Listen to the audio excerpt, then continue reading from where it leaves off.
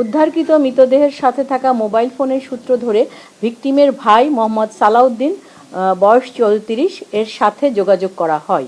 মোহাম্মদ সালাউদ্দিন পরবর্তীতে উক্ত মৃতদেহকে তার ভাই মোহাম্মদ সুমন 17, পিতা মোহাম্মদ শাহ আলম, সাং রানাভোলা, থানা তুরাগ, জেলা ডিএমপি, ঢাকা মর্মে শনাক্ত করেন।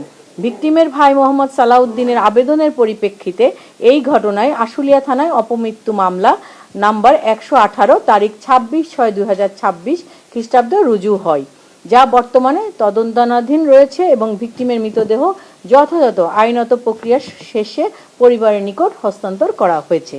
এছাড়া অপমৃত্যু মামলা আবেদনের ভাষামতে ভিকটিম মোহাম্মদ সুমন, যার কথা এতক্ষণ বলছিলাম, তিনি গত 22/6/2026 খ্রিস্টাব্দে দুপুর আনুমানিক 12:30 ঘটিকায় স্থানীয় 20-22 জন বন্ধু বান্ধব সহ তুরাগ নদীতে নৌকা ভ্রমণের উদ্দেশ্যে ধোর ব্রিজ ঘাট এলাকায় নৌকায় ওঠেন। একই তারিখ দুপুর আনুমানিক 15:30 ঘটিকায় আশুলিয়া থানাধীন আশুলিয়া ইউনিয়নের আশুলিয়া গ্রামের আশুলিয়া গরুর হাট ঘাটে তাড়াহুড়া করে নৌকা থেকে নামতে গিয়ে অসাবধানতাবশত নদীতে পড়ে যান। ভিকটিম সাঁতার জানতেন না বিধায় তিনি স্রোতের সাথে নদীতে তলিয়ে যান। সঙ্গে লোকজন তৎক্ষণাৎ খোঁজাখুঁজি করে তাকে পায় নাই। পরবর্তীতে গত 26/6/2026 খ্রিস্টাব্দ তারিখ ভোর রাত আনুমানিক 12:10 ঘটিকায় আশুলিয়া থানা পুলিশ তার মৃতদেহ আশুলিয়া থানাধীন গরুরহাট সংলগ্ন আনুমানিক 500 মিটার দক্ষিণে আশুলিয়া নদী হতে ভাসমান অবস্থায় উদ্ধার করে। এই যে ঘটনাটা বলেছি, এটা আমাদের যে ভিকটিম তাদের পরিবার কর্তৃক সে অভিযোগে লেখা আছে। এছাড়াও গত 24/6/2026 তারিখ আনুমানিক 13:30 ঘটিকায় রনি 35 বছর বয়স, পিতা কফিল উদ্দিন, বাসা নাম্বার 356, মোল্লাপাড়া, মণিপুর থানা, মিরপুর, জেলা ডিএমপি, ঢাকা, সাভার থানাধীন রয়্যাল সিটি খেয়াঘাটে তুরাগ নদীর পানিতে গোসল করার সময় জন্য পানিতে ডুব দিয়ে আর ওঠেননি।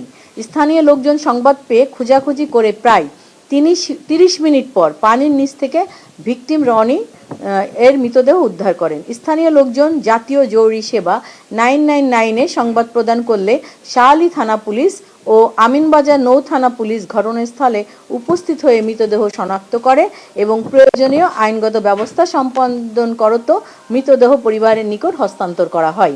উক্ত ঘটনায় ভিকটিম রনি এর পিতা মোহাম্মদ কফিল উদ্দিন আবেদনের প্রেক্ষিতে অপমৃত্যু মামলা নাম্বার 66 তারিখ 25/6/2026 রুজু করা হয়। আমরা বাংলাদেশ পুলিশ বলতে চাই যে বাংলাদেশ পুলিশ ও দেশের আইন শৃঙ্খলা পরিস্থিতি সম্পর্কে জনমনে নেতিবাচক ধারণা সৃষ্টির অপপ্রয়াসে বর্ণিত ঘটনা দুটিতে রাজনৈতিক রং চড়িয়ে কতিপয় স্বার্থান্বেষী মহল বিভিন্ন সামাজিক যোগাযোগ মাধ্যমে নানান ধরনের মিথ্যা এবং বিভ্রান্তিমূলক অপপ্রচার চালাচ্ছে। এখানে শুধু রাজনৈতিক বিষয় নয়, আমাদের বাংলাদেশ পুলিশকে জড়িয়েও, বিশেষ করে আমাদের আশুলিয়া থানা সহ ঢাকা ডিএমপি এদেরকে জড়িয়েও নানা ধরনের, ঢাকা জেলা এবং ডিএমপিকে নানা ধরনের অপপ্রচার আমরা দেখছি সোশ্যাল মিডিয়ায় ছড়িয়ে দেওয়া হচ্ছে। ঢাকা জেলা পুলিশ উক্ত অপপ্রচারকারীদের শনাক্ত করত আইনের আওতায় আনানোর জন্য তৎপর রয়েছে।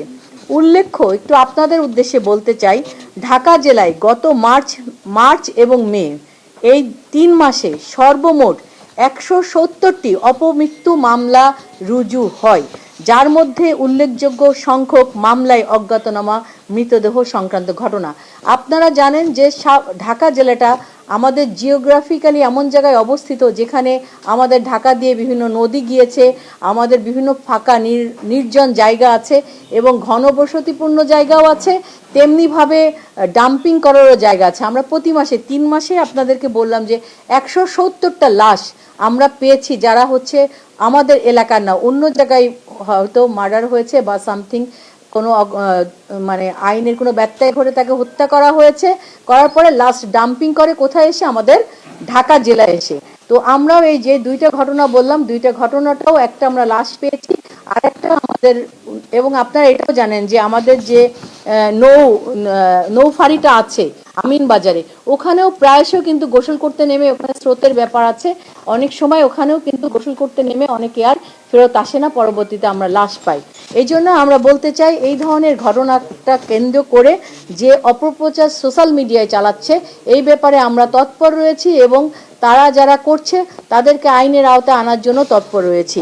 জনসাধারণকে এই ধরনের অপপ্রচারে বিভ্রান্ত না হওয়ার জন্য আমরা ঢাকা জেলা পুলিশ আমাদের সাংবাদিক ভাই বোনের মাধ্যমে আমরা উদাত্ত আহ্বান জানাচ্ছি যে আপনারা এ ধরনের বিভ্রান্তিকর অপপ্রচারে আপনারা বিভ্রান্ত হবেন না। জানেন যে আমাদের বাংলাদেশের সোশ্যাল মিডিয়ায় প্রচুর মিস ইনফরমেশন এবং ডিস ইনফরমেশন এবং গুজব একটা ব্যাধি আকারে আমাদের সমাজে এখন চলে এসেছে।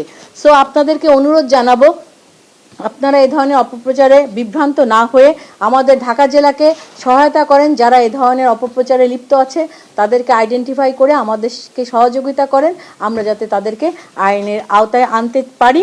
এবং এই ধরনের অপপ্রচারী সম্পর্কে যে কোনো তথ্য যে কোনো মানুষ আমাদেরকে দেওয়ার জন্য অনুরোধ জানাচ্ছি। সেই সাথে আমরা ঢাকা জেলা পুলিশ তৎপর রয়েছি যারা এ ধরনের অপতৎপরতা করে গুজব ছড়িয়ে রাষ্ট্রকে বা সমাজকে তারা একটা খারাপ দিকে নিয়ে যেতে চায়, আমরা তাদের বিরুদ্ধে